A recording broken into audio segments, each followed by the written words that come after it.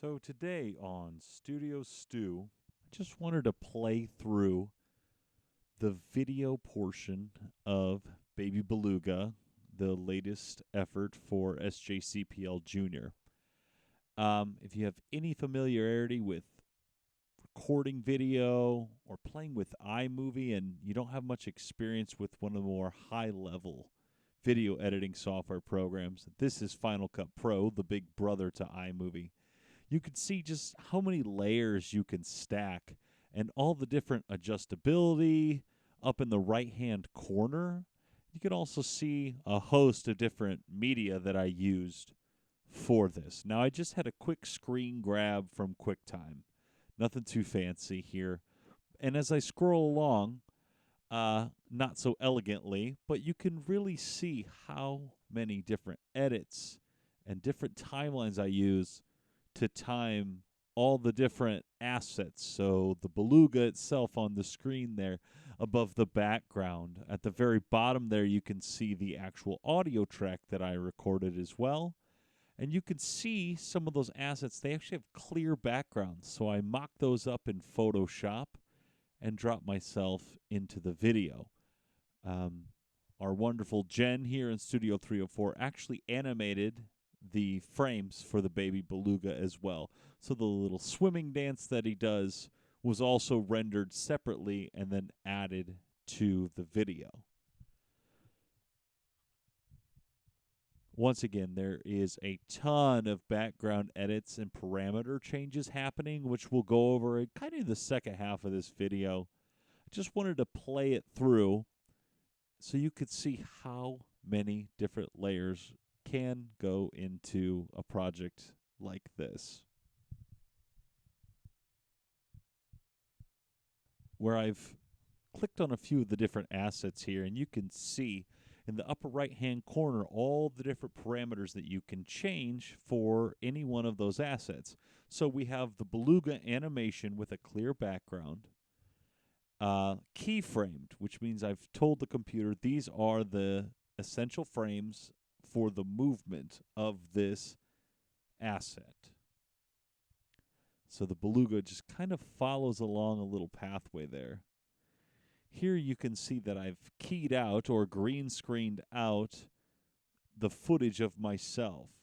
If you kind of zoom in there, you can see I'm just standing in front of a green sheet, and I've used an effect called keying to remove the background.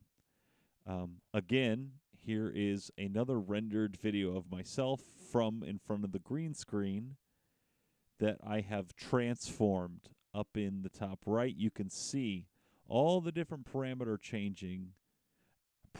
changing as I scroll along. So that's position, size, all relative to the main screen.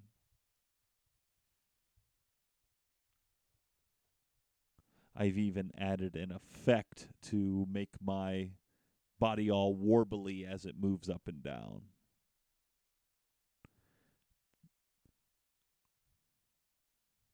Let me scroll along here. You could see the assets I made in Photoshop for the lyrics for the Baby Belugas. They are timed to go on the screen. Not so elegantly.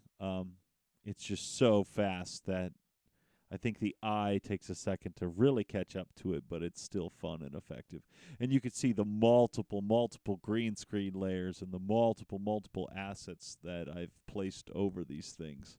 There's actually two of me swimming back and forth in this, and you can see they both follow their own like transformation path is what we'll call it. It might just be a little different in the video editing software you're using, but in Final Cut Pro, it's just a transformation window. You can also see some of these assets I downloaded off of our free media resources, which is on our website as well. And if you have any questions, feel free to call in, email, or stop by and ask us. All of this is really just different effects on top of different assets, and then we change those assets. And you can actually see here, I zoom in, And there's the video animation, so you can actually see the changes you've programmed in the timeline as well. So the parameter actually fades in and out. Obviously here there's a bunch of little me's, and they boom, boom, and they appear at their designated times. So those regions are just timed up with the music kind of by hand. You can zoom in and out. It's really, really handy, and you're going to be doing a lot of that. Most of what I've done here is key commands, which is really handy for editing and your workflow. So this has been just a quick look at the background of a video from start to finish, all the assets you're going to need, and all of the different resources you can plug into these things.